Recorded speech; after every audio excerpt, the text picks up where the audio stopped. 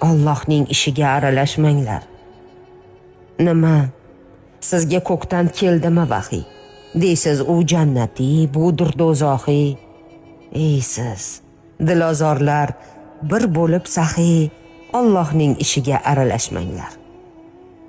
Falonchiga farzand bersa bo'lardi, pistonchiga boylik, ko'ngil to'lardi. Bas qiling javrashni, o'zi biladi. Allohning ishiga aralashmanglar. Xudoga do'q urib der ikki nokas. Nega boylik berding unga bizga emas? Haqni muhokama aylash sizga emas. Allohning ishiga aralashmanglar.